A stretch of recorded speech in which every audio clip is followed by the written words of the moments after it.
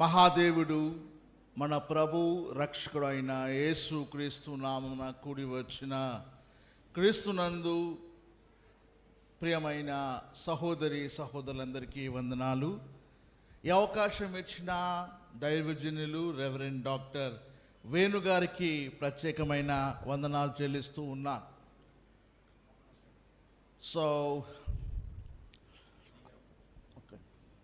దయచేసి వాక్య సందేశంలోకి వెళ్ళే ముందు గెద్దాడ మహాలక్ష్మి గారు వచ్చి ప్రార్థన చేయాలని మనం చేస్తున్నాను. గెద్దాడ మహాలక్ష్మి గారు వచ్చి వాక్య సందేశం కొరకు ప్రార్థన చేస్తారు. తర్వాత అయ్యగారు వాక్య సందేశం మనకి.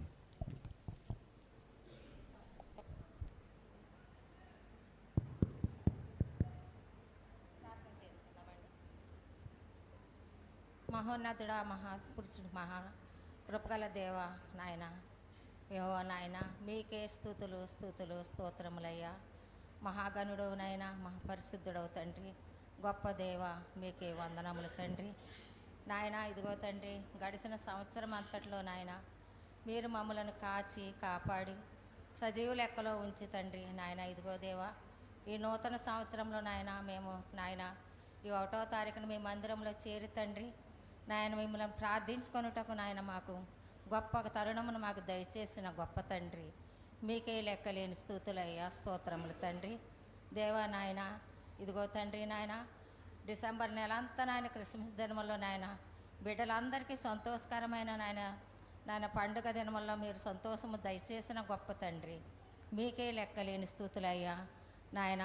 ఇదిగో తండ్రి నాయన సంధ్యా ఆరాధనలంతట్లో మీ సహాయం దయచేశారయ్యా గొప్ప తండ్రి నాయన. ఇదిగో తండ్రి ఈ వాక్యమును నాయన బోధించుండగా నాయన మీ బిడ్డలకు మంచి ఆరోగ్యం, బలము, శక్తిని దయచేయండి అయ్యా గొప్ప తండ్రి. మాకు ఆత్మిక ఆహారం మాకు దయచేయండి అయ్యా గొప్ప దేవ నాయన. పాస్టర్ గారిని పెద్ద పాస్టర్ గారిని చిన్న పాస్టర్ గారిని దీవించండి, ఆశీర్వదించండి తండ్రి నాయన. పాస్టర్ అమ్మ గారిని ఆశీర్వదించండి, ఇచ్చిన బిడ్డలను ఆశీర్వదించు తండ్రి నాయన. మీ కాపుదల దయచేయండి నాయన. కూడి వచ్చిన బిడ్డలందరినీ మీరు ఆశీర్వదించండి తండ్రి. వారి కుటుంబంలోనూ వారి బిడ్డలను అందరినీ ఆశీర్వదించయ్యా గొప్ప తండ్రి. కనకరమ్మల దేవ ఈ కూటమి అంతట్లో మీ సహాయం దయచేయండి అయ్యా. జరగబో కార్యక్రమం అంతట్లో మీ సహాయం దయచేయండి. మీ వాక్యం అంతట్లో మీ సహాయం దయచేసి మీరే ఘనత, మహిమ, ప్రభావాలు పొందుకోమని మాకు రాజును మీ ప్రియకుమారుడైన యేసునామములో బ్రతిమాలడుగు వేడుకొనుచున్నాం పరమ తండ్రి.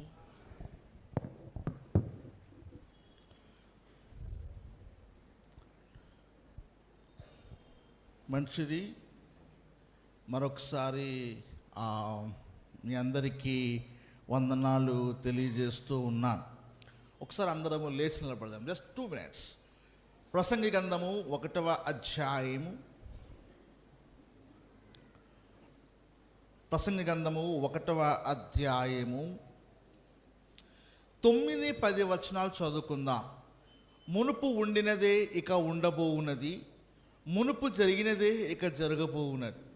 సూర్యుని క్రింద నూతనమైనది ఏదీ లేదు. ఇది నూతనమైనదని ఒక దాని గురించి ఒకడు చెప్పును, అదీను మనకు ముందుండిన తరముల్లో ఉండినదే. ప్రార్థన చేసుకుందాం. పరిశుద్ధుడా, ప్రేమల తండ్రి, నమ్మకమైన దేవుడా, స్తోత్రాలు. వాక్యం మీది, వాక్య అనువాదం కూడా మీదే. పరలోకమందు కానీ, భూమి మీద కానీ, భూమి క్రింద కానీ ఆ గ్రంథమును విప్పటకు ఎవరికీ యోగ్యత లేదు. నీవు రక్తము కార్చి నీ కుమారులనుగా నీ కుమార్తెలనుగా చేసుకొని ప్రభా గ్రంథంలో ఉన్న సంగతులను మాకు బయలుపరుస్తున్న విధానమును బట్టి వందనాలు, స్తోత్రాలు. అయ్యా తండ్రి ప్రభా, ఈ యొక్క వాక్య భాగంలో ప్రభా మీరు మాతో మాట్లాడండి. ఈ నూతన సంవత్సరంలో మా తీర్మానమును మేము కలిగి ఉన్నట్లు మమ్మల్ని సిద్ధపరచండి, నడిపించండి, కాడించేసి దీవించి ఆశీర్వదించి వాక్యము నాయన ఫలభరితంగాను హృదయాలలో ప్రభా నూరంతలుగా ఫలించినట్లుగా అట్టి భాగ్యము అనుగ్రహించి నడిపించి కార్యం చేయమని మీకే వందనాలు, స్తోత్రాలు చెల్లించుకుంటూ మహాదేవుడు మా ప్రభు రక్షకుడైన యేసుక్రీస్తు నామన ప్రార్థన చేయుచున్నాం తండ్రి, ఆమేన్. కూర్చోండి. మరొకసారి మీ అందరికీ వందనాలు. నన్ను నేను నన్ను ఎవరైనా ఎప్పుడైనా చూసారా? ఎవ్వరు చూడలే. మీరంతా కొత్త, ఫ్రెష్గా ఉన్నారు. సో నేను ఎవరో తెలియదు కాబట్టి మంచిది. నేను ఎవరో తెలియకపోవడం మీకు మంచిది. సో ఈ భూమి మీద కొత్తది కావాలి, కొత్తగా ఉండాలి అన్నది హ్యూమన్ నేచర్, మానవ స్వభావం కదా. అయితే ఈ భూమి మీద కొత్తదంటూ ఏది లేదు. ఈ భూమి మీద కొత్తదంటూ ఏది లేదు. అదేంటి, ఫ్లైట్ ఉంది కదా, కారు ఉంది కదా, బస్సు ఉంది కదా అనొచ్చు. ఏ man he follows fastest angle, అంటే ఒక ఫాస్టెస్ట్ యాంగిల్లోకి వెళ్ళాడు అంతే. అలా కొత్తదేమీ లేదు. మీకు నేను చెప్తాను. ఒకప్పుడు ఒక వ్యక్తికి ఏదైనా సమాచారం ఇవ్వాలి అంటే ఒక మనిషిని పంపిస్తుండే, అవునా? ఆ తర్వాత ఉత్తరాలు రాసేవారు, గౌరవనీయులు అమ్మ నాన్నగారికి అట్లా ఉత్తరాలు రాసేవారు, అవునా కదా? ఆ తర్వాత ఏమొచ్చింది, ఎస్ఎంఎస్లు వచ్చాయి, ఇప్పుడు వీడియో కాల్ వచ్చింది. అంటే మెసేజ్ టు మెసేజ్ అది ఫార్మింగ్ చేంజ్ అయింది, ఫాస్ట్ యాంగిల్ అయింది. ఇంకా మీరు ఏ కోణం తీసుకోండి, మీరు ఈ భూమి మీద నుంచి స్పేస్కి వెళ్ళండి, స్పేస్లో ఎన్ని రోజులు ఉన్నా మళ్ళీ మీరు ఈ భూమి మీదకి రావాల్సిందే. మీరు ఈ భూమి మీద జీవించాల్సిందే, ఈ భూమి మీద మరణించాల్సిందే. మరి కొత్తది ఈ భూమి మీద ఏముంది అంటే, ఈ భూమి మీద కొత్తది ఏముంది అంటే, మీకు ప్రసంగి గ్రంథము 1వ అధ్యాయంలో సొలొమోను గారు ఈ విషయాన్ని చెప్తూ ఉన్నారు. ఏంటంటే, మునుపు ఉండినదే ఇక ఉండబోవున్నది, మునుపు జరిగినదే ఇక జరగబోవున్నది, సూర్యుని క్రింద నూతనమైనది ఏమీ లేదు. ఉంది అన్నవాడు అబద్ధికుడు. ఎందుకంటే ప్రతి మానవుడి మాట అబద్ధము, దేవుని వాక్యము సత్యం. ప్రతి మానవుని మాట అబద్ధము, దేవుని మాట సత్యం. అసలు ఈ సొలొమోను గారు ఎవరు అన్నదాన్ని మీకు వివరించే ముందు కొన్ని విషయాలు చెప్పాలనుకుంటున్నాను. మరి మీరు అడగొచ్చు, మరి కొత్త సంవత్సరానికి ప్రసంగం చేయడానికి వచ్చి మరి ఇప్పుడు కొత్తది లేకపోతే మాకు ఎట్లా అనొచ్చు. సో ఓకే, దీన్ని నేను మీకు మీనింగ్ ఆఫ్ లైఫ్ అంటే జీవితం యొక్క మీనింగ్ ఆఫ్ లైఫ్ అంటే పరమార్థము అనేది నేను మీకు చెప్పాలి అనుకుంటున్నాను.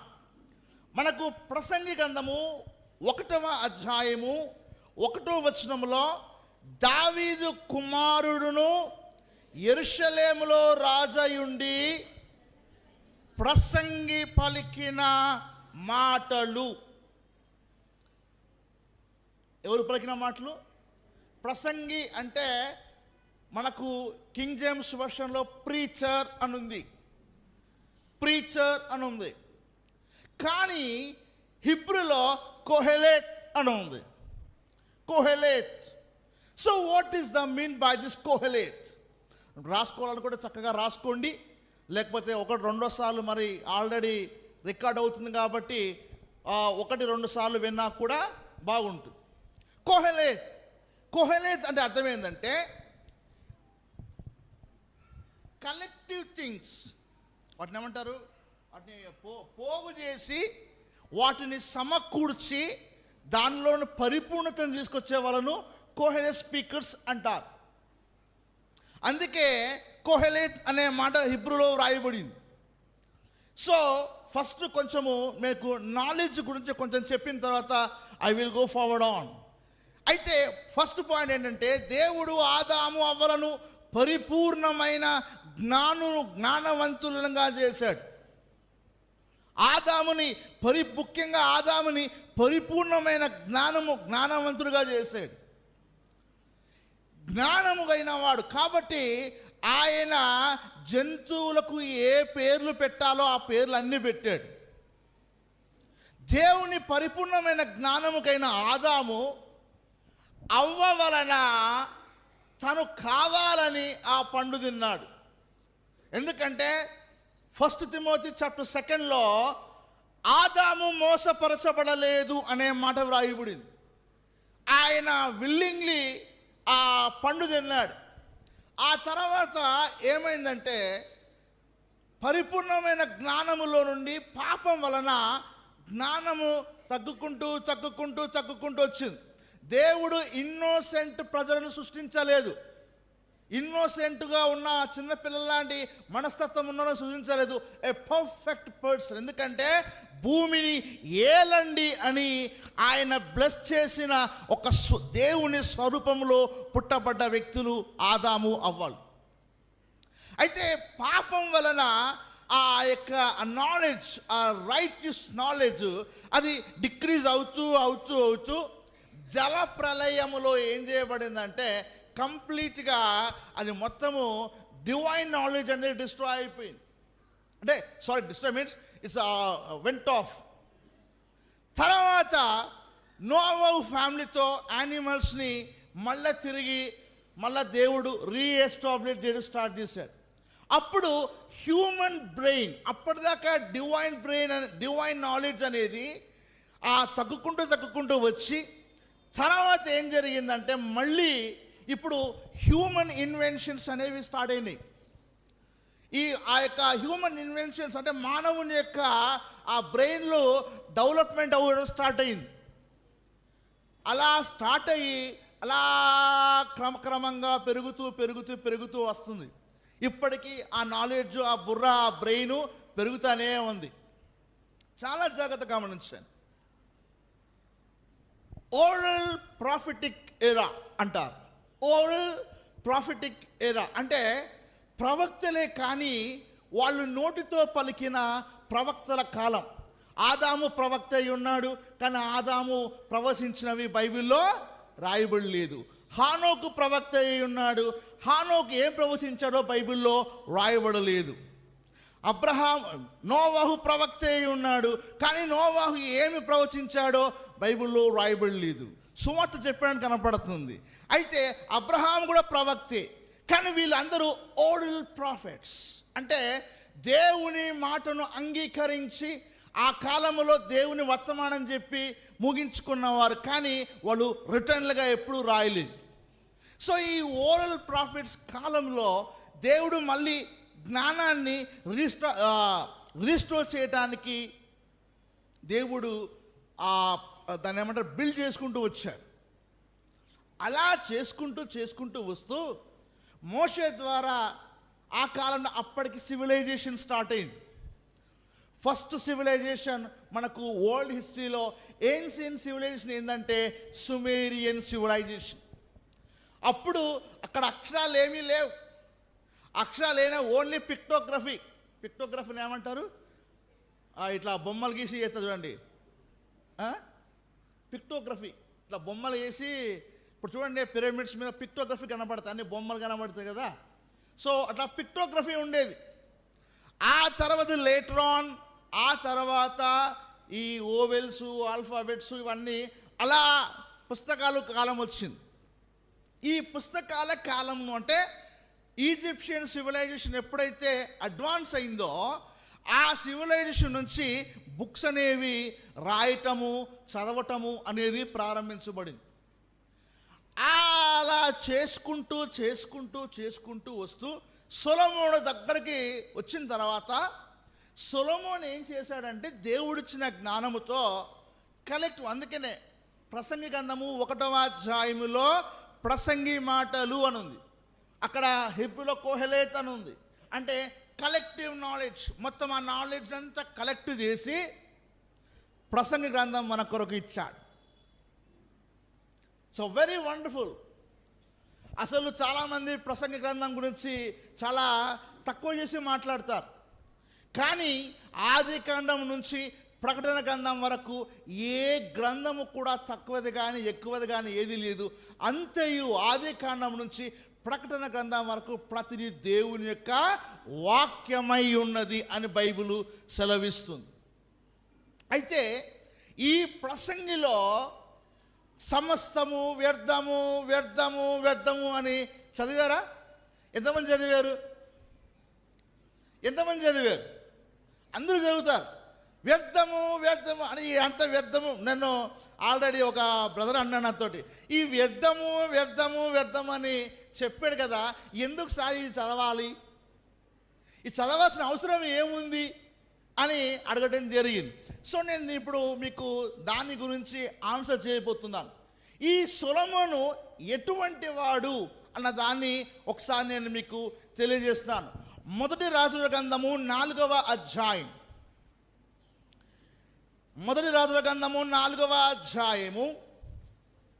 29వ వచనం ఎవరైనా చదవండి. దేవుడు జ్ఞానమును బుద్ధిని వర్ణింప సఖ్యము కాని వివేచన గల మనస్సును. దేవుడు ఏం చేశాడట? జ్ఞానమును బుద్ధిని వర్ణింప సఖ్యము కాని వివేచన గల మనస్సును సొలొమోనుకు దయచేసెను అని మనం చదువుతాం. గనుక సొలొమోను కలిగిన జ్ఞానము తూర్పు దేశస్థుల జ్ఞానము అని ఉంది. ఇక్కడ తూర్పు దేశస్థుల జ్ఞానము అని ఎందుకు ఉందంటే, అప్పటి కాలములో, ఇప్పుడు చూడండి, మన అందరికి తెలుసు ప్రపంచంలోనే టాపెస్ట్ యూనివర్సిటీ ఏం చెప్పండి? ఆక్స్ఫర్డ్ అంటారు ఎవరైనా సరే. ఆక్స్ఫర్డ్ని అంటే ఎందుకు అంటే అది తర్వాత చాలా టెక్నాలజీ యూనివర్సిటీలు వచ్చినాయి, కానీ ఆక్స్ఫర్డ్ అంటే చాలా విలువైంది. అట్లనే తూర్పు దేశస్థుల జ్ఞానం అంటే ఆ సివిలైజేషన్స్లో ఉన్న జ్ఞానం అంతా కూడా అక్కడ యూనివర్సిటీగా ఉండేది. ఆ యూనివర్సిటీగా ఉండి అక్కడ జ్ఞానము బాగా వర్ధిల్లేది. ఆ కాలంలో ఇంకా దగ్గర పెట్టుకోమంటారా? ఓకే. సో ఆ కాలంలో అక్కడ యూనివర్సిటీ అంటే, అమ్మ తూర్పు దేశస్థ జ్ఞానులా, ఈయనకి ఇంత జ్ఞానం ఉందా? ఎవరైనా మేము తూర్పు దేశస్థ జ్ఞానం అంటే ఆ జ్ఞానులుగా పరిగణించబడేవారు. ఆ యూనివర్సిటీ లాంటి ఒక కేంద్రం ఉండేది. ఇవన్నీ మీకు తెలుసుకోవాలంటే ప్రపంచ చరిత్ర పితామహుడు ఎవరైనా ఎవరండి? ప్రపంచ చరిత్ర పితామహుడు. Who is the father of historian? Herodotus. మీకు హెరోడోటస్ రైటింగ్స్ చదివితే మీకు అర్థమవుద్ది. సో అంత జ్ఞానము కలిగిన ప్రజలు ఉండేవారు తూర్పు దేశములో. అయితే ఇక్కడ బైబిల్లో వ్రాయబడింది, తూర్పు దేశస్థుల జ్ఞానము కంటేను ఐగుప్తీల జ్ఞానము కంటేను. వాళ్ళ సివిలైజేషన్స్ గురించి చాలా బాగా మాట్లాడతారు, వాళ్ళ అడ్వాన్స్ నాలెడ్జ్ బాగుంటుంది.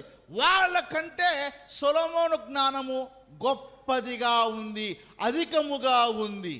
ఐగుప్తీల జ్ఞానము, అప్పట్లో మీకు పిరమిడ్స్ బిల్డ్ చేశారు వాళ్ళు.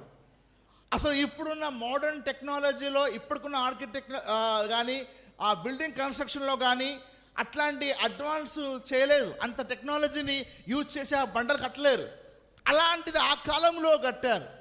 అప్పుడు మమ్మిఫైడ్ బాడీస్ కూడా వాళ్ళు చేశారు ఈజిప్షియన్స్. అంత గ్రేట్ నాలెడ్జ్ ఉంది.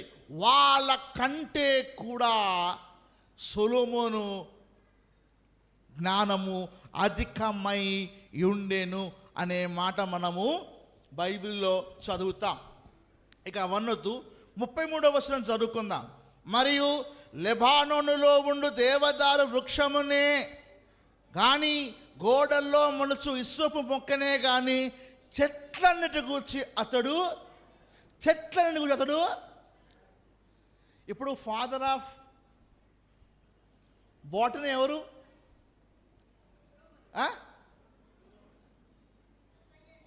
Who is the father of ఏమండి? సొలొమోను. లేదండి, నేను సొలొమోన్ చదవలేదు. నేను మామూలుగా నా అకాడమిక్ స్టడీస్లో ఫాదర్ ఆఫ్ బాటనీ ఎవరు? Aristotle. Who is the father of biology? Aristotle. Biology అయినా, తర్వాత బాటనీ అయినా, జువాలజీ అయినా, మూడింటికి కూడా ఎవరు? అరిస్టాటిలే. అయితే గమనించండి, చూడండి, వృక్షమునే కానీ ఇస్సోపు మొక్కనే కానీ చెట్లను రాసెను, మరియు మృగములు, పక్షులు, ప్రాకు జంతువులు, జలచరములు అను వాటన్నిటి గూర్చి అతడు రాసెను. అతన్ని రాశాడు. సో అన్నీ రాశాడు.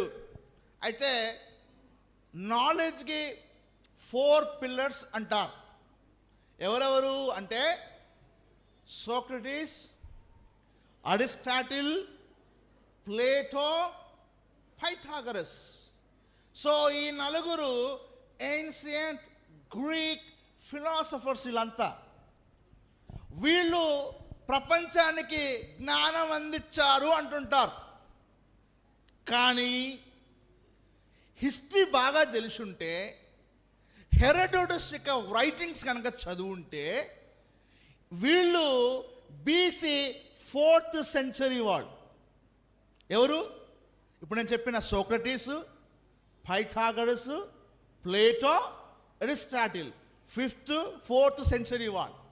వాళ్ళ కంటే ముందున్న వ్యక్తి సొలొమోను BC 9th century. అంటే ఇప్పుడు వీళ్ళు చెప్పిన ఈ జ్ఞానం ఏదైతే ఉందో దానికంటే ముందే 500 సంవత్సరాల ముందే ఎవరు రాశారు? ఎవరు రాశారు? ఇది బైబిల్లో రాయబడిందే కాదు, ప్రపంచ చరిత్ర పితామహుడైన హెరోడోటస్ రాస్తాడు ఈ విషయాలు. ఆయన రైటింగ్స్లో ఈ విషయాలు రాస్తాడు. ఏమనంటే సొలొమోను మహాజ్ఞాని.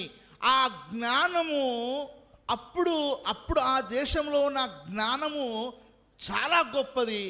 ఆ తర్వాత ఆ గ్రీకులు ఆ జ్ఞానాన్ని అడాప్ట్ చేసుకున్నారని రాస్తాడు. ఎవరు? ప్రపంచ చరిత్ర పితామహుడైన హెరోడోటస్. అందుకే దేవుని వాక్యము ఎప్పుడు కూడా సజీవమైంది, చరిత్రతో ప్యాచప్ అతకబడుతుంది. ఈ ప్రపంచంలో ఇంకా ఏ మత గ్రంథమైనా, ఇంకా ఏ గ్రంథమైనా, ఏ బయోగ్రఫీస్ అయినా సరే హిస్టారికల్ ప్రూఫ్స్ కానీ జియోగ్రఫికల్ ఎవిడెన్సెస్ కానీ ఉండవు, ఒక్క బైబిల్కి మాత్రమే. కాబట్టి అలాంటి జ్ఞాని అయిన సొలొమోను దగ్గరికి 34వ వచనం మనం చదువుదాం. అతని జ్ఞానపు మాటలు తెలుసుకొనుటకై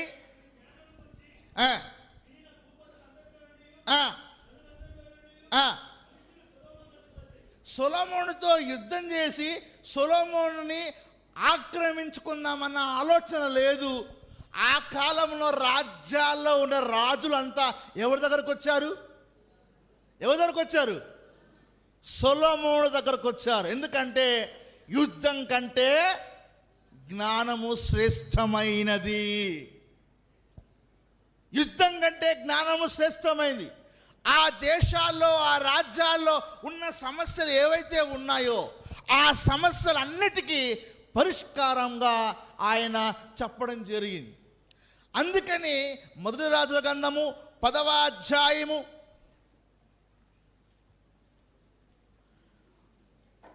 14వ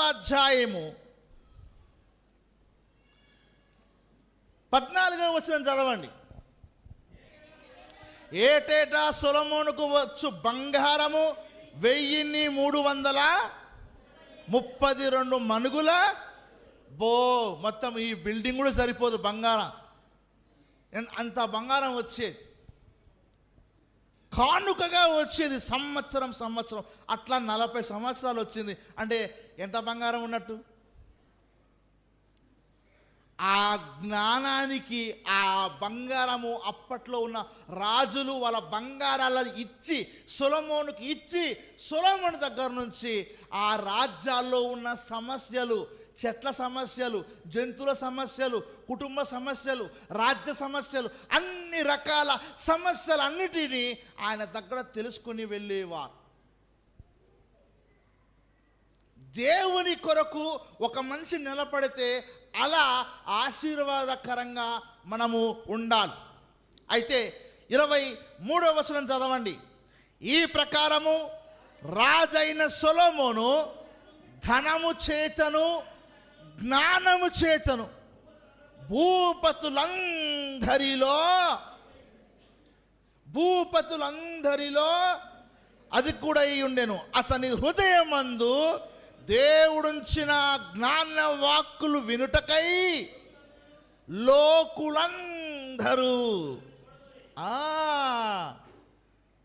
ప్రపంచమంతా ఆయన మాట్లాడితే చాలు ఏదో గొప్ప విషయం నేర్చుకోవచ్చు అని అలాంటి రాజులు ఎవరి దగ్గరకు వచ్చారు? సొలొమోను దగ్గరకు వచ్చారు. కాబట్టి ఈరోజు ఈ కొత్త సంవత్సరంలో ఇప్పుడు ఆ సొలొమోను గారు జీవిత పరమార్థం ఏందో చెప్పబోతున్నాడు. ఎక్కడ? ప్రసంగిలో జీవిత పరమార్థం ఏంటి? నేను మీకు మొన్న ఒక ప్రశ్న అడిగాను. ఈ భూమి మీద కొత్తది ఏంటిది అన్నాను. కొత్తది అంటే మళ్ళీ రెండోసారి అది రివిజన్ కావద్దు. ఈ భూమి మీద కొత్తవి 3 జరిగాయి. చెప్పండి, ఎవరైనా చెప్పగలుగుతారా? ఈ 6000 సంవత్సరాల్లో 3 జరిగాయి కొత్తవి. నీకు నేను మొత్తం ఈ ప్రపంచంలో ఎవరితోనైనా ఛాలెంజ్ చేస్తా ఆ విషయంలో. ఒకటి, కన్యకకు పుట్టడము ఈ ప్రపంచంలో ఎక్కడా జరగల. అవునా కాదా? చాలామంది పాముకు పుట్టిన వాళ్ళు చాలామంది ఉన్నారన్నారు, కొందరు కొంగకు పుట్టిన వాళ్ళు ఉన్నారన్నారు, కొందరు చెట్టుకు పుట్టిన వాళ్ళు ఉన్నారని. సో ఇవేవి కూడా సైన్స్ నిలబడవు. కానీ బాగా గుర్తుపెట్టుకోండి, ఇప్పుడు చూడండి, ఈ భూమి మీద ఫస్ట్ వండర్ ఏందో తెలుసా? ఒకసారి చూద్దాం ఆ మాట. ఇర్మియా గ్రంథము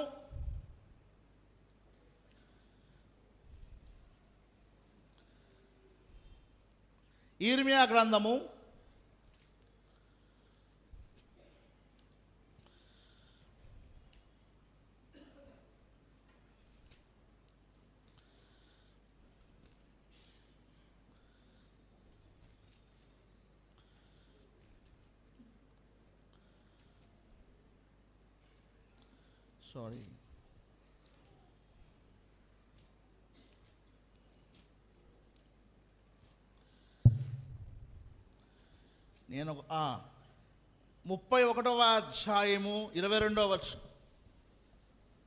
ఇర్మియా 31:22. నీవు ఎన్నాళ్ళు ఇటువంటి తిరుగులాడుదువు, విశ్వాసఘాతకురాలా?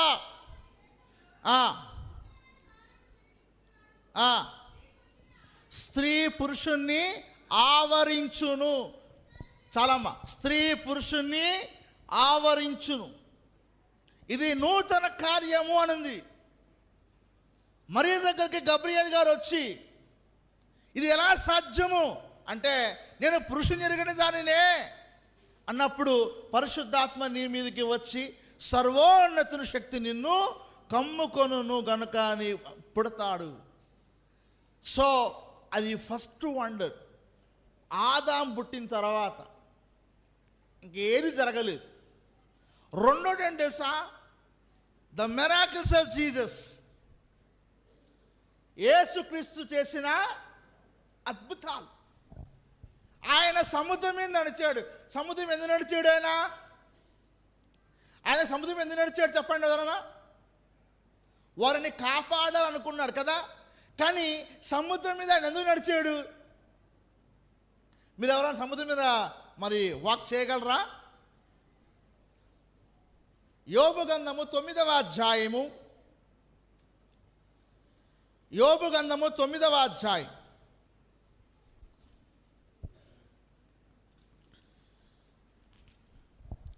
8వ వచనం చదవండి.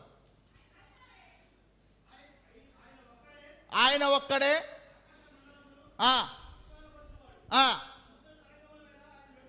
దేవుడు మాత్రమే సముద్ర తరంగల మీద నడుచుచున్నాడు, నడవగలడు. కాబట్టి యేసుక్రీస్తు మాత్రమే సముద్రం మీద నడవగలడు, అంతే. ఇంకెవరు నడవలేరు. మెజిషియన్స్ ఆడ అద్దం లాంటిది పెట్టి దాని మీద నడిచి చూపించారు, కానీ రియల్గా నడిచే అవకాశము లేదు. ఒక్క యేసుక్రీస్తు, ఎందుకంటే హీఈస్ ద గాడ్. సో కాబట్టి రెండో తెలుసా, మరణించి పునరుద్ధాన శరీరంతో లేచిన వ్యక్తి ఆయన ఒక్కడే. చనిపోయి లేచిన వాళ్ళు బైబిల్లో కనపడతారు, కానీ పునరుద్ధాన శరీరంతో లేచిన వాళ్ళు ఎంతమంది ఉన్నారు? ఆయన ఒక్కడే ఫస్ట్ లేచాడు. సో మిరాకిల్స్లో ఫస్ట్ పర్సన్ యేసుక్రీస్తు మాత్రమే. అయితే చాలా జాగ్రత్తగా గమనించండి. ఇప్పుడు ఇలాంటి జ్ఞానైన సొలొమోను జీవితం గురించి ఏం మాట్లాడాడు? ప్రసంగి గ్రంథము, ఇప్పుడు మొత్తం అంతా మనము ప్రసంగి గ్రంథంలోనే ఉందాం. ఈ ప్రసంగి గ్రంథము 8 భాగాలుగా ఉంటుంది. ఈ 8 భాగాలు కొన్ని చోట్ల నేను వాక్యం చెప్పాను. ఆ 8 భాగాలు ఇప్పుడు నేను అన్నీ కుదిర్చి ఒకే ప్రసంగంలో చెప్తాను. ఈ 8 భాగాల గురించి సియోన్ అనే ఒక గొప్ప స్కాలర్, బైబిల్ స్కాలర్, ఆయన యాంకర్డ్ బైబిల్ కామెంటరీ ఆన్ ఎక్లీసియాస్టిక్ ఆ మీద అద్భుతంగా రాసుకొచ్చాడు ఆయన.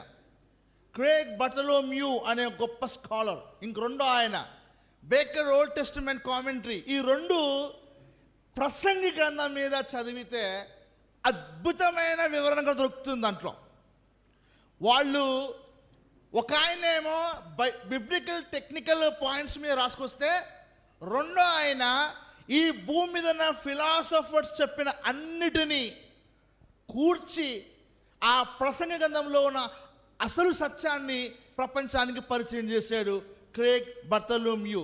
చాలా గ్రేట్ స్కాలర్ ఆయన.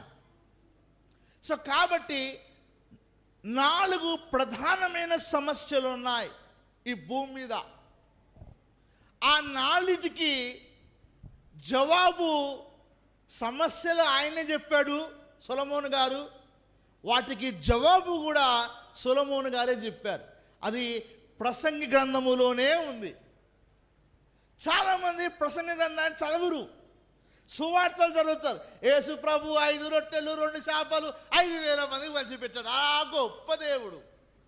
యేసు ప్రభు రోగులను బాగా చేశాడు, ఆహా గొప్ప దేవుడు. లేకపోతే యేసు ప్రభు మన కొరకు మరణించి లేచాడు, ఆయన శిలువ మీద 7 మాటలు పలికాడు. సో ఇవన్నీ మనం చదువుతుంటాం, కానీ ప్రసంగ గ్రంథం చదవం. మా నిజామాబాద్లో ఒక ఆంటీ ఉంటుంది. ఆ ఆంటీ దేవా నాతో మాట్లాడు అంటది, తీయగానే కీర్తనలు వస్తుంది. మళ్ళీ దేవా నాతో మాట్లాడు అనగానే సామెతలు వస్తుంది. ఆదికాండం వస్తుందా? రాదు. ఎందుకు? ఆమె కొరకు ప్రత్యేకంగా ఆ బైబిల్ సొసైటీ ఆఫ్ ఇండియా వాళ్ళు మధ్యలో ప్రింట్ చేయాల్సి వస్తుంది. సో అలా చదవద్దు. బైబిల్ని ఆదికాండం నుంచి ప్రకటన గ్రంథంలో క్షుణ్ణంగా చదివే జీవితం ఉండాలి. అప్పుడు మనం గొప్పగా జీవించగలం, ఒక వాల్యుబుల్గా జీవించగలం. అయితే రాసుకోండి, నోట్స్ ఎవరైనా రాసుకోవాలనుకుంటే రాసుకోండి. ఫస్ట్ సొలొమోను గారు ఆ ప్రసంగంలో చెప్తున్న మొట్టమొదటి మాట ఏంటంటే, ప్రతిదీ కూడా అశాశ్వతమైనది, 2 నమ్మదగింది కూడా కాదు ఈ లోకం. ఈ లోకం ఎట్లాంటిదట? ఈ లోకం ఎట్లాంటిది? అశాశ్వతమైనది, తర్వాత నమ్మదగింది కాదు అని మాట్లాడాడు. చూడండి, ప్రసంగ గ్రంథము 2వ అధ్యాయం, ప్రసంగం 2వ అధ్యాయం 3వ వచనం నుండి కొన్ని వచనాలు చదవండి. నా మనస్సు ఇంకను జ్ఞానము అనుసరించుచుండగా ఆకాశము క్రింద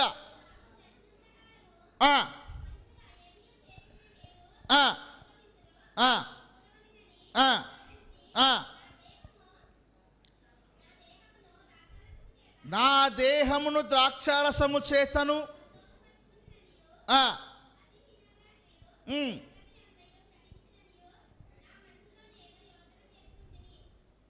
చాలమ్మా, నేను చదువుతాను చూడండి. నేను గొప్ప పనులు చేయబూనుకొంటిని, నా కొరకు ఇండ్లు కట్టించుకొంటిని, ద్రాక్ష తోటలు నాటించుకొంటిని, నా కొరకు తోటలను శృంగారవనములను వేయించుకొని వాటిలో సకల విధములైన ఫలవృక్షములు నాటించి తిని, ఫలవృక్షములు నారమళ్ళు నీరు పాడుటకై నేను చెరువులను తవ్వించుకొంటిని, పనివారిని పనికత్తెలను సంపాదించుకొంటిని, నా ఇంట పుట్టిన దాసులు నాకుండిరి. యెరూషలేమందు నాకు ముందుండిన వారి కంటే ఎక్కువగా పశుల మందలను గొర్రె మేకల మందను బహు విస్తారముగా సంపాదించుకొంటిని. నా కొరకు నేను వెండి బంగారములను రాజులను సంపాదించు సంపదను ఆయా దేశంలో దొరకు సంపత్తును కూర్చుకొంటిని. ఇదంతా చెప్పుకుంటూ వస్తాడు. ఇదంతా ఇన్ని సంపాదించుకున్నాడు. ఒక్క నగరే 13 సంవత్సరాలు కట్టాడు. మొదటి రాజుల గ్రంథము 7వ అధ్యాయము 1వ వచనం చదివితే, దేవాలయమేమో 7 సంవత్సరాలు కడితే తన సిటీ మాత్రము 13 సంవత్సరాలు కట్టాడు. చూడండి, మొదటి రాజుల గ్రంథము 7వ అధ్యాయము 1వ వచనం.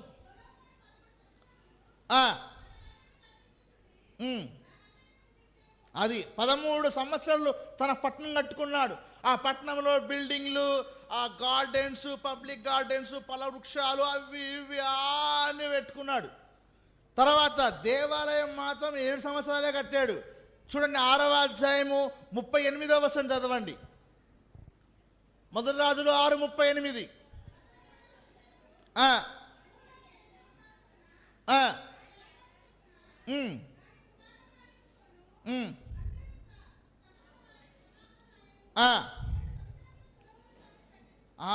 దేవాలయం 7 సంవత్సరాలు కట్టాడు. నగరం మొత్తం 13 సంవత్సరాలు కట్టుకున్నాడు. రెట్టింపుగా తన నగరం కొరకు కేటాయించుకున్నాడు. ఇంత జీవితాన్ని అనుభవించాడు ఆయన. ఎవరు? సొలొమోను. ఇప్పుడు 11వ వచనంలో ఒక మాట చెప్తా చూడండి. ప్రసంగి 2:11 చదవండి.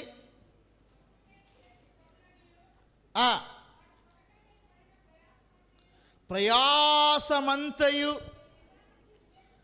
నేను నిదానించి వివేచింపగా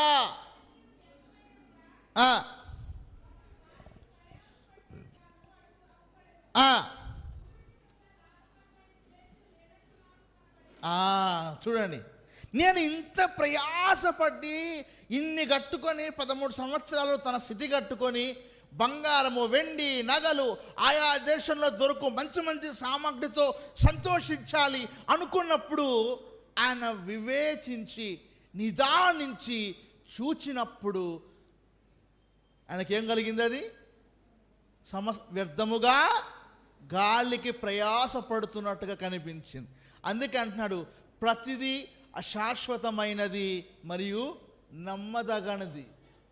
మరి అట్లాంటి అశాశ్వతమైన దానిలో సొలొమోను గారు మార్గం చెప్తున్నారు చూడండి. అదేంటో తెలుసా?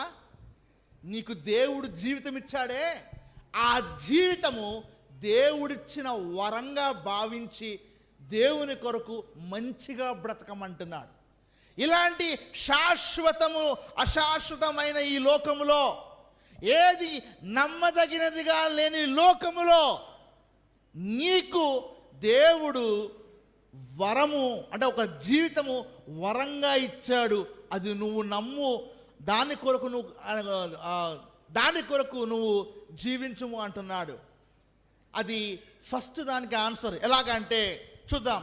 ప్రసంగంధము 2వ అధ్యాయము 24 నుంచి 26 వచనాలు. ప్రసంగంధము 2వ అధ్యాయము 24 నుండి 26 వచనాలు. అన్నపానములు పుచ్చుకొనుట కంటేను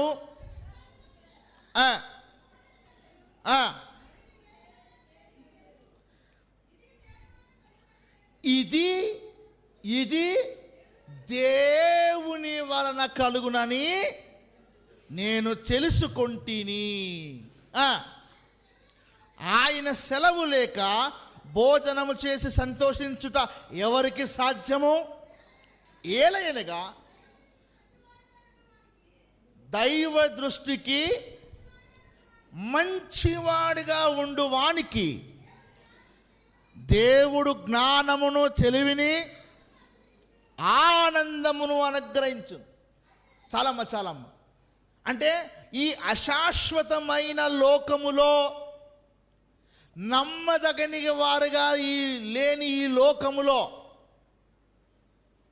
నువ్వు నీ జీవితం దేవుడిచ్చిన వరంగా బ్రతకటానికి, ఆయనకు మంచిగా బ్రతికితే దేవుడు నీకు జ్ఞానం ఇస్తాడు, తెలివిస్తాడు, మూడోది ఏమిస్తాడు? ఆనందం. చాలామంది ఇప్పుడు నాలాగా సూట్లు వేసుకోకపోయి ఉండొచ్చు, కానీ నాకంటే విలువైన వస్త్రాలు మీరు వేసి ఉండొచ్చు, కానీ లోపల ఆనందం లేకుండా పోవచ్చు. అవునా? ఎందుకు అంటే ఆ ఆనందాన్ని కలగచేయువాడు దేవుడు మాత్రమే. ఆనందం కలగజేస్తాడు. అదేంది చాలామంది అనుకుంటారు, పిచ్చోళ్ళు మాట్లాడుతుంటారు, ఆనందం దేవుడు కలగజేస్తాడా? మేము సినిమాలు ఆనందం కలగదా? జస్ట్ ఓన్లీ రిలాక్స్ అంతే, ఆ తర్వాత మళ్ళీ చేంజ్ అయిపోతుంది. బ్రెయిన్ చాలా జాగ్రత్తగా గమనించాను. నేను ఒకసారి కొంతమందికి సువార్త చేస్తూ ఉంటే నాస్తిక పిల్లలు కొంతమంది అడిగారు, యేసు ప్రభు మరి పాపులను రక్షించడానికి వచ్చాడు కదా, మరి ఈ పాపులు లేకుండా చేయొచ్చు కదా అన్నాడు. అదే కదా సువార్త చేస్తుంది, మీరు పాపం విడిచిపెట్టమనగా సువార్త చేస్తుంది అన్న. అప్పుడు నేను అన్నాను, ఇంత సైన్స్ డెవలప్ అయింది, ఇంకా దేవుడితో మాకేం పని అంటున్నావు కదా, మరి అంత డెవలప్ అయిన సైన్స్ దొంగతనం చేయకుండా ఎవరైనా ఇంజెక్షన్ కనుక్కున్నారా? ఏ సైంటిస్ట్ అయినా కనుక్కున్నాడా? పోనీ వ్యభిచారం చేయకుండా ఏమైనా సైంటిస్ట్ కనుక్కున్నాడా? అబద్ధం వాడకుండా ఏమైనా హార్మోన్ బ్యాలెన్స్ ఏమైనా కెమికల్స్ కనుక్కున్నాడా? ఏవి కనుక్కోలే. కానీ బైబిల్ నమ్మి క్రీస్తును సొంత రక్షకుడుగా అంగీకరించిన వాళ్ళు అనేకులు వారి పాప జీవితంలో నుంచి విడిపింపబడి దేవుని కొరకు సమాజములో పరిశుద్ధంగా బ్రతుకుతున్న వాళ్ళని నేను చాలామందిని చూపించగలను. సైన్స్ చేయండి, ప్రభువైన యేసుక్రీస్తు సువార్త చేసింది కాదంటారా? కాదా? యేసుక్రీస్తు సువార్త అనేకులను మార్చింది. చాలామంది ఇంకో ప్రశ్న పెడుతుంటారు, మీరు ఏం సార్ మీరు పాపులు అంటుంటారు, మీరు అసలు మనుషుల్ని పాపులు అని ఎందుకు చేస్తారు? అంత హ్యూమన్స్ మంచివాళ్ళు అన్నారు. నేను అనకూడే చెప్పిన, పాపులు అంటే మీకు బాధ అవుతుంది కదా, నాకు ఒకే ఒక ప్రశ్నకు ఆన్సర్ చేయండి. What is the cause of death? What is the cause of death అంటే మనిషి ఎందుకు చనిపోతున్నాడు, కారణం ఏంటి చెప్పు అన్న. ఇన్ని ఫిలాసఫీస్ వచ్చాయి, ఇంత సైన్స్ అడ్వాన్స్లో వచ్చింది. ఎలా చనిపోయాడో చెప్తారు, కార్డియాక్ అరెస్టా, హార్ట్ అటాకా, క్యాన్సరా, బీపీయా, షుగరా. కానీ మనిషి ఎందుకు చనిపోతున్నాడు అన్నది సైన్స్ చెప్పదు. ఏ సైంటిస్ట్ అయినా, ఏ ఫిలాసఫర్ అయినా చెప్పలేడు. లాస్ట్గా ఏమంటారంటే హార్మోన్స్ అనేది క్షీణించిపోయాయి అంటుంటారు. కానీ ఆల్రెడీ బయాలజీలో జీవమును మళ్ళా పుట్టిస్తుంది అని లూయి పాస్చర్ గారు చెప్పారు. అవునా కాదా? లూయి పాస్చర్ గారు చెప్పారు కదా. సో వాళ్ళే దొరుకుతారు. కానీ ప్రపంచములో మరణం ఎందుకు వస్తుంది కారణం చెప్పిన ఏకైక గ్రంథము ఏదైనా ఉందంటే అది బైబిల్ మాత్రమే.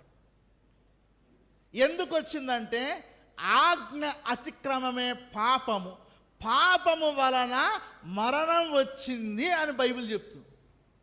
అందుకే దేవుడు ఈ భూమి మీద వచ్చి మరణించి ఆ పాపముని విడుదల చేయటానికే వచ్చాడు ఆయన. మేము నమ్మమంటే నాకు ఒకటే ఒక ఆన్సర్ చేయండి. 970 సంవత్సరాలు బ్రతికిన ఒక్క స్త్రీనైనా సరే పురుషునైనా సరే చూపించాడు. ఎందుకు? 969 సంవత్సరాలు బ్రతికిన మెతుషెల బైబిల్లో ఉన్నాడు కాబట్టి ఆయన కంటే ఒక్క సంవత్సరం ఎక్కువ ఉన్న ఒక ఆయన చూపించండి. చదవదంటారు ఆ కొండల్లో ఉన్నాడు, ఆ పర్వతంలో ఉన్నాడు, ఆయన చెప్పొద్దు నాకు. తీసుకురండి, ఎవరూ లేరు. కారణం ఏం తెలుసా? పాపము మనిషిని వచ్చేసింది. మా తాతకు బీపీ ఉంటే మా నాయనకు వస్తుంది, మా నాయనకు బీపీ ఉంటే నాకు వస్తుంది. ఇదంతా జరుగుతుంది, కాదనలేని సత్యం. కాబట్టి what is the cause of death? Only Bible is a solution. అదేంటంటే ఆయన పాపుల కొరకు పాపమును తీసివేయటానికి ఆయన మరణించాడు. అందుకనే ఈ భూమి మరణము తర్వాత జీవితం ఏమై ఉంది అన్నది నిరూపించిన ఒకే ఒక వ్యక్తి యేసుక్రీస్తు. ఎందుకంటే ఆయన మరణించి లేచి ఆ మరణం తర్వాత ఆయన వాళ్ళతో మాట్లాడాడు. ఈ భూమి మీద ఏ ప్రవక్తలు కానీ ఏ పండితులు కానీ ఎవరు మరణించి తిరిగి లేవలేదు. సో కాబట్టి దేవుని వాక్యమును రోజు చదవండి, సమయము దేవుని కొరకు హెచ్చించండి, అది చాలా ముఖ్యం. కానీ మనోళ్ళు మా ఆంటీలాగా దేవా మాట్లాడు అంటే ఇటు కనబడుతుంది, కీర్తన కనబడుతుంటుంది. ఆ యాంటీ క్యాలెండర్లో 2 వాక్యాలు కనబడతాయి, ఆ 2 చదివితే అయిపోయింది, ఇక చదివేసిన అనుకుంటుంది. అది కాదు, బైబిల్ ఇచ్చింది. యెహోవా ధర్మశాస్త్రమందు ఆనందించుచు అంటారు. ముందు ఫస్ట్ ఆనందం అంటే ఫస్ట్ వాక్యం చదవాలా అన్న ఆసక్తి కలగాలి. వాక్యం చదవాలా అట్లుండకూడదు. ఆనందించుచు దివారాత్రములు దాన్ని ధ్యానించువాడు. ఆనందం లేకుండా ధ్యానిస్తే అన్నట్లుండదు. కాబట్టి దేవుని వాక్యము చదవండి, అనేకమైన విషయాలు మనకు దేవుడు నేర్పిస్తాడు. కాబట్టి ప్రతిదీ అశాశ్వతమైన ఈ లోకములో, నమ్మదగని ఈ లోకములో ఎలా బ్రతకమంటున్నాడు సొలొమోను? దేవుని కొరకు ఆయన ఇచ్చిన వరముగా దేవునికి ఇష్టలంగా బ్రతికితే చాలు. దేవుడు మన జీవితాన్ని ఒక విలువైన పరమార్థంగా దేవుడు చేస్తాడు. తర్వాత రెండో సమస్య, ప్రతిదీ అనిశ్చితిని ఎదుర్కోవటం. ఈ భూమి మీద సొలొమోను గారు చెప్తున్నాడు, అనిశ్చితిని ఎదుర్కోవటం అంటే ఏది నిశ్చయముగా ఆలోచించే పరిస్థితుల్లో ఉండకపోవడం. ప్రసంగ గ్రంథము 3వ అధ్యాయం 1 నుండి 8 వచనాలు చదవండి. ప్రతిదానికి సమయము కలదు.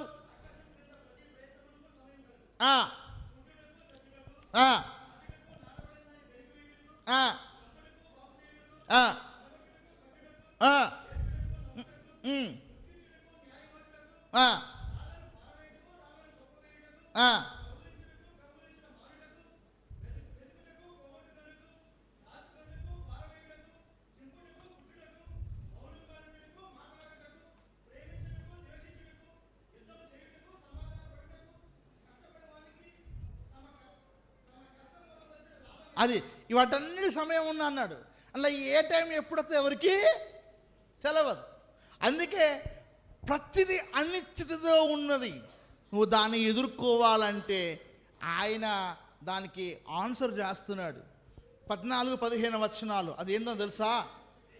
ఒక్క నిమిషం ఆగండి బ్రదర్. ఆ అనిశ్చితిలో కూడా దేవుని యందు భయభక్తులు కలిగి దేవుని ప్రణాళికను అర్థం చేసుకోవటం చాలా ముఖ్యం.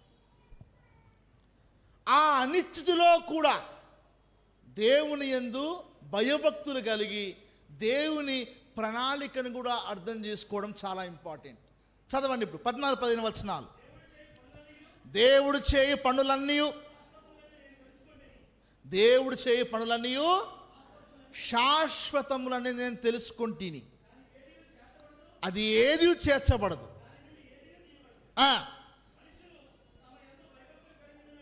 మనుష్యులు తన యందు భయభక్తులు కలిగి ఉండునట్లు దేవుడిట్టి నియమము నియమించి ఉన్నాడు. ముందు జరిగినదే ఇప్పుడు జరుగును, జరగబోవున్నది పూర్వమందు జరిగినదే, జరిగిపోయిన దాన్ని దేవుడు మరలా రప్పించును. అయ్యో మనకేదో వింత జరుగుతుంది, కొత్త జరుగుతుంది అనుకోకండి. ఇది ముందు ఆల్రెడీ మనం ఎదుర్కొంటున్న శోధనే కానీ, మనం ఎదుర్కొంటున్న సమస్యలే కానీ ముందు మన భక్తులు ఎదుర్కొన్నారు. అందుకే ఏమంటున్నాడు ఇక్కడ, చాలా దేవుడు చేయు పనులన్నీ శాశ్వతములు. కానీ 3వ అధ్యాయం 1-8 వచనాలలో అనిశ్చితి కలిగిన ఆ సమస్యలలో దేవుని పని శాశ్వతము కాబట్టి ఆయన యందు భయభక్తులు కలిగి జీవించుము అంటాడు జ్ఞాని అయిన రాజు అయిన సొలొమోనుగా. సో కాబట్టి లైఫ్లో కొత్తది అనే కంటే మీనింగ్గా ఉండటం, అంటే అర్థవంతంగా జీవించడం చాలా ప్రాముఖ్యం. మూడవది, ఆయన 3వ సమస్య ఎదుర్కొన్నాడు. అదేం తెలుసా? ప్రతిదీ అంతు చిక్కనిది. ఏంటిదండి? ప్రతిదీ కూడా అంతు చిక్కనిది. ఇది అంతు చిక్కనిదో కాదో ముందు ఒకసారి చూద్దాము. దాంట్లో ఆయన 4 విషయాలు చెప్పాడు. 5వ అధ్యాయము ప్రసంగి గ్రంథము 8వ వచనం చదవండి. ఒక రాజ్యమందు బీదలను బాధించుటయు, ధర్మమును న్యాయమును బలత్కారము చేత మీరుటయు, దానికి ఏమన్నదట? ఏమంటున్నాడు? చిచ్చి. ఇప్పుడు చూడండి, మన సోషల్ మీడియాలో క్రైస్తవులను బాగా బాధిస్తున్నారు సువార్తకి వెళ్తే, అవునా? ఎందుకంటే వాళ్ళు ఎక్కువ జనాభా, మెజారిటీ ఎక్కువ ఉంది, మేమైనా వీళ్ళను ఏదో చంపేసేయాలా, కొట్టేయాలా, ఏదో చేస్తున్నారు. అలానే ఇక్కడ చూడండి, ఒక రాజ్యమందు బీదలను బాధించుటయు, ధర్మమును న్యాయమును బలాత్కారము చేత మీరుటయు నీకు కనబడిన ఎడల దానికి ఆశ్చర్యపడకుము. నువ్వు అయ్యో అని ఆశ్చర్యపడకు. ఎందుకంటే అధికారము నొందిన వారి మీద మరి ఎక్కువ అధికారము నొందిన వారు ఉన్నారు, మరియు మరి ఎక్కువైన అధికారము నొందినవాడు వారికి పైగా అంటే ఎవరు? ఆ క్లియరెన్స్ చేస్తున్నాడు. నువ్వు అనుకుంటున్నావేమో వాళ్ళు బాధింపబడుతున్నారు అని మనము ఆశ్చర్యపడుతుంటాం, బాధపడుతుంటాం, ఇబ్బంది పడుతుంటాం, జీవితంలో ఇవన్నీ చూస్తుంటాం. రెండవది 6వ అధ్యాయము 1-10 వచనాలలో దాంట్లో కొన్ని విషయాలే మనం చదువుకుందాం. సూర్యుని కింద దురవస్థ అంటే ఏంటిది? దురవస్థ అంటే అర్థం ఏంటండి? దురవస్థ అంటే ఏంటి? దురవస్థ అంటే నాకు కూడా ఇది అర్థం కాకనే మిమ్మల్ని మీతో చెప్తున్నా. దురవస్థ నాకు కూడా కనబడినది. అది మనుష్యులకు బహు విశేషముగా, ఆ దురవస్థ మనుషులకు విశేషంగా కలుగుతుందట. ఏమనగా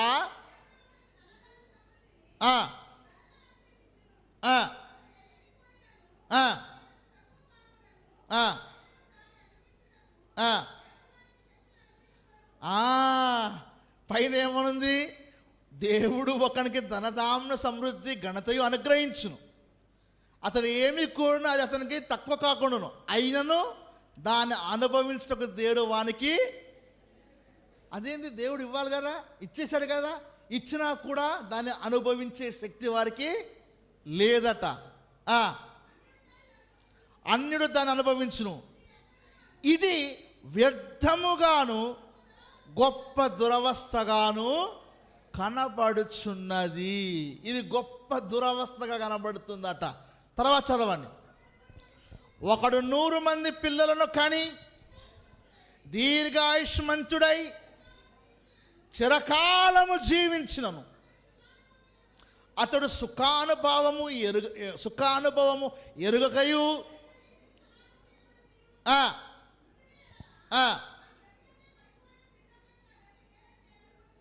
చూసారా, అయినా ఈ దురవస్థ ఇంకోటి కనబడుతుంది. తర్వాత అది లేమిడితో వచ్చి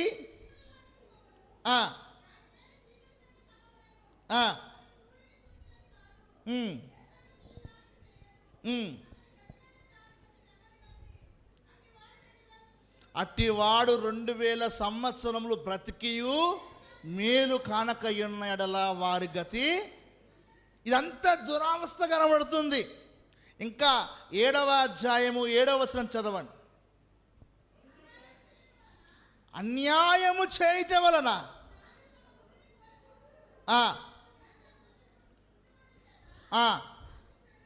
ఇదంతా ఇప్పుడు ప్రపంచంలో కనపడుతుందా లేదా? ప్రతిదానికి లంచం ఉందా లేదా? ఇలాగున్నప్పుడు మనకేమనిపిస్తుంది? దేవుడు అన్యాయస్తుడు కాదా? కొందరికి డబ్బు ఉంటుంది, అనుగ్రహం ఉండదు. 100 మంది పిల్లలు ఉంటారు, డబ్బు ఉండదు. లంచముతో మోసాలు చేస్తున్నాడు, హాయిగా బతుకుతుంటాడు. ఏంటి దేవుడు ఉంటే ఇవన్నీ ఏం చేస్తున్నాడు? దేవుడు వాళ్ళని ఆపొచ్చు కదా అనిపించదా సిస్టర్ గారు? అనిపించదమ్మా? అనిపిస్తుంది. అయితే మనకు అనిపిస్తుంది, కానీ దేవుడు ప్రతిదానికి ఒక విషయం చెప్తాడు. అప్పుడు దానికి ఏం చేయమని సొలొమోను గారు చెప్తున్నారంటే, ఈ అంతు చిక్కని లోకములో దేవుని క్రియలు ధ్యానించాలి. అంతు చిక్కని లోకములో దేవుని క్రియలను ధ్యానించాలి. 7వ అధ్యాయము 13-14 వచనాలు చదవండి. దేవుని క్రియలను ధ్యానించుము.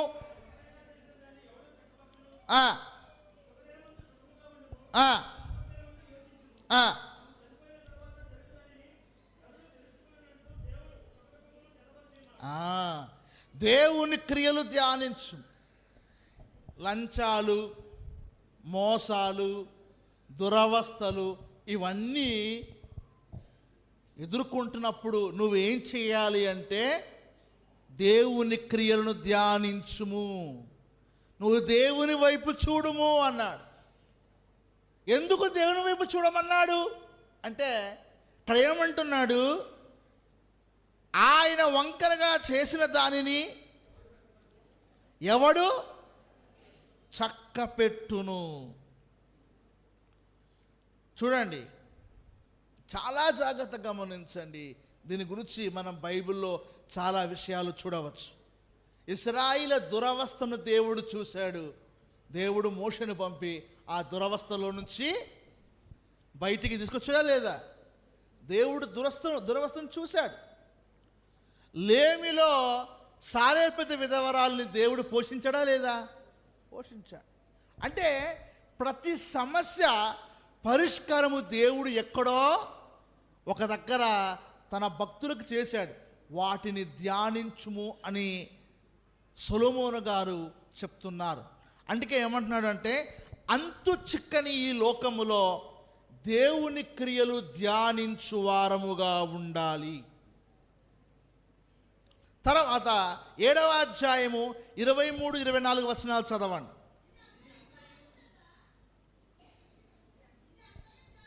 ఇది అంతయు జ్ఞానము చేత నేను శోధించి చూచితిని, జ్ఞానాభ్యాము చేసుకుందని నేను అనుకుంటుని, కానీ సత్యమైనది దూరముగాను దాన్ని పరిశీలన చేయవాడు వాడెవడు ఆ, ఆ, ఆ, ఆ, ఆ, ఆ. ఇదంతా చెప్పుకుంటూ వస్తాడు. సత్యమైనది దూరముగా లోతుగా ఉంది, అందుకే దేవుని క్రియలను ధ్యానించాలి అని అక్కడ సొలొమోను గారు భక్తుడు ఆ విషయం రాస్తున్నాడు. అందుకే చెప్తున్నా చూడండి. ఫస్ట్, ప్రతిదీ అశాశ్వతమైంది, నమ్మదగింది కాదు. అయినా ఆ అశాశ్వతమైన దాంట్లో నీ జీవితము దేవుడిచ్చు వరముగా నువ్వు గుర్తుపెట్టుకోవాలి. తర్వాత, అనిశ్చితమైన ఈ లోకములో దేవుడెందు భయభక్తులు జీవించాలి. మూడోది, అంతు చిక్కదు ఈ భూమి మీద. ఆ అంతు చిక్కని జీవితంలో కూడా దేవుని క్రియలు ధ్యానించినప్పుడు ఆ అంతు చిక్కని సమస్యలకు ఎక్కడో దేవుడు తన భక్తులకి ఏం చేశాడు, ఆ విషయాలలో దేవుడు మాట్లాడాడు. ఇక చివరిది చూద్దాం. ప్రతి ప్రమాదాలు ఉన్నాయి, వాటిని ఎదుర్కోవాలి. ప్రమాదాలను ఎదుర్కోవటం ఎలాగా? ముందు ప్రమాదాలు ఏంటిదో ఒకసారి చూద్దాం. 9వ అధ్యాయము 2వ వచనం.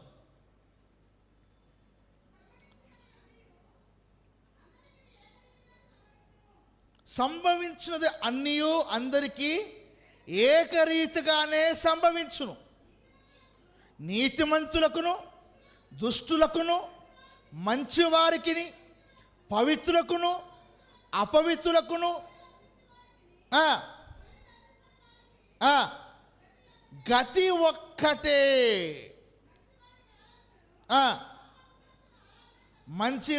మంచివారికి ఎలాగనో పాపాత్మలకు ఆజ్ఞ తటస్థించును.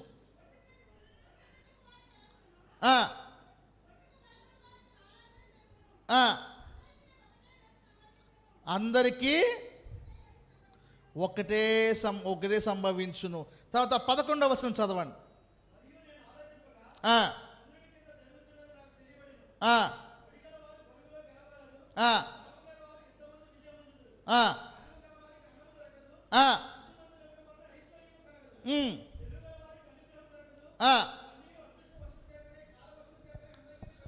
ఇలాగా ఇన్ని విషయాల తర్వాత 10వ అధ్యాయము 6-7 వచనాలు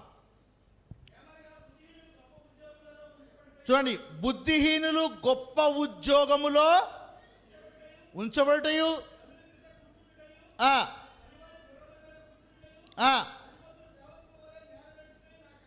చూసారా, బుద్ధిహీనులేమో గొప్పవాళ్ళు, తర్వాత జ్ఞానులేమో గొప్ప ఉద్యోగం ఉంచబడటయు, గనులు కింద కూర్చుండటయు, పనివారు గుర్రముల మీద కూర్చుండటయు, అధిపతులు సేవకుల వలె.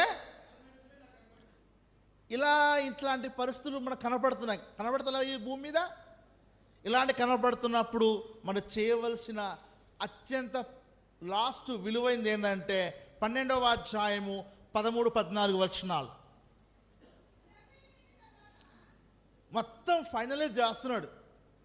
ఒకటి, శాశ్వతము నమ్మదగని కాని లోకములో, అనిశ్చితి ఎదుర్కొనే లోకములో, అంతు చిక్కని ఈ లోకములో చివరికి లాస్ట్కైనా సమరీ చేస్తూ, ఇదంతయు వినిన తరువాత తేలిన ఫలితార్థం ఇదే, దేవుని యందు భయభక్తులు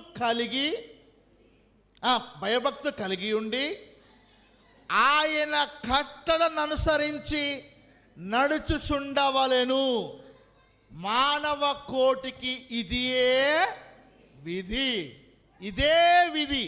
గూఢమైన ప్రతి అంశమును గూర్చి దేవుడు విమర్శ చేయనప్పుడు ఆయన ప్రతి క్రియను, అది మంచిదే కానీ చెడ్డదే కానీ, తీర్పులోనికి తెచ్చును. కాబట్టి తీర్పులోకి తెస్తాడు. జాగ్రత్త, నువ్వు దేవుని ఆజ్ఞలు వెంబడించి జీవించు.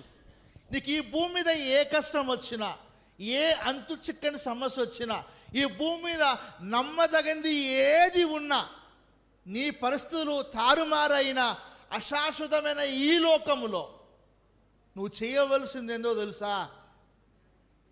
ఆయన ఆజ్ఞలను పాటిస్తూ, ఆయన ఆజ్ఞల ప్రకారము జీవిస్తూ నువ్వు నిలబడితే చాలు.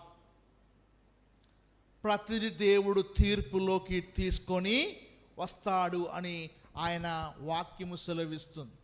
అందుకనే ఈ ఫిలాసఫీనే రాజులు, అంటే సొలొమోను తర్వాత యూదా రాజులందరూ కూడా, ఆ రాజకుమారులందరికీ కూడా ఫిలాసఫీగా ఈ ప్రసంగి గ్రంథాన్ని పెట్టారు. రాజులు, ఆ తర్వాత వచ్చే రాజులందరూ కూడా ఇదే నేర్చుకోవాలి. అందుకనే మనకు దానియేలు గ్రంథం 1వ అధ్యాయములో సైన్స్ తెలిసిన, ఫిలాసఫీ తెలిసిన, తత్వజ్ఞానం తెలిసిన బాలులను రప్పించమంటాడు. ఎవరు? నెబుకద్నెజర్.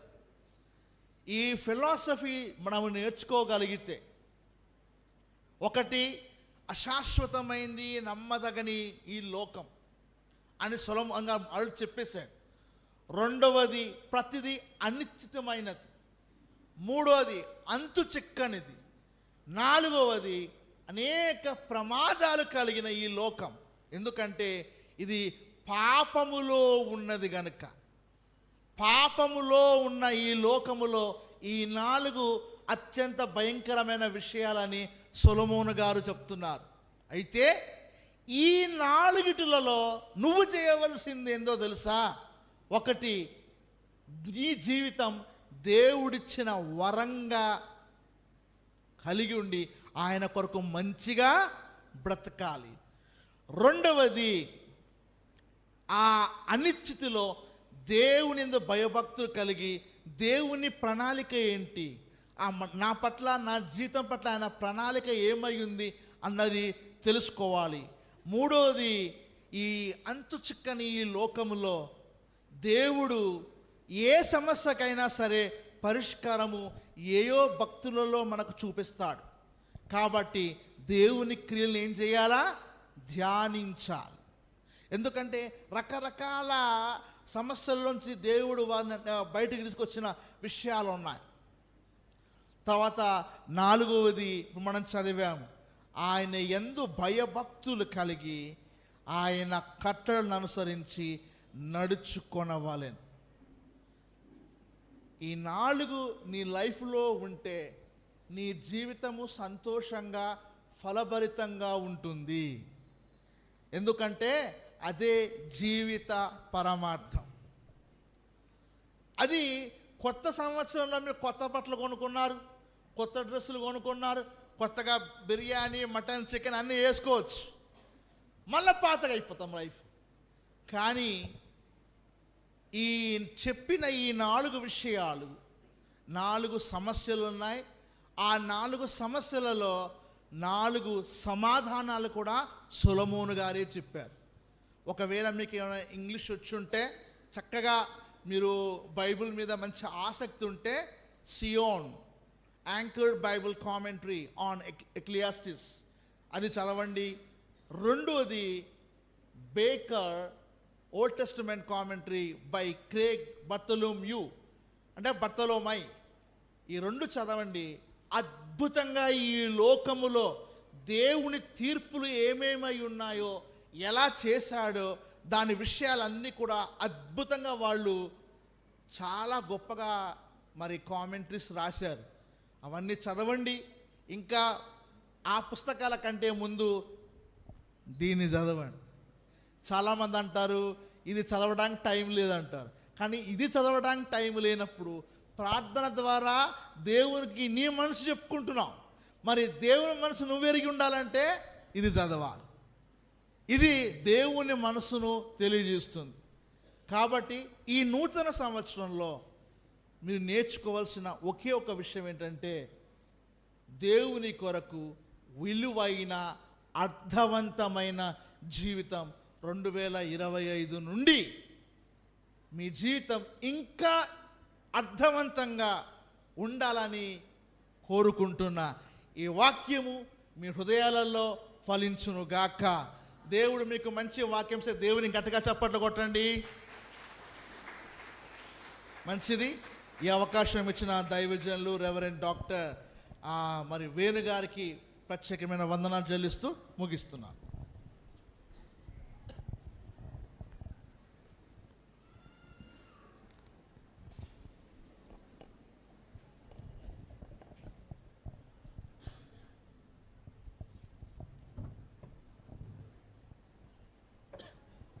చక్కటి వాక్య సందేశం ఈ నూతన సంవత్సరంలో మరి చక్కటి వాగ్దాన సంబంధమైనటువంటి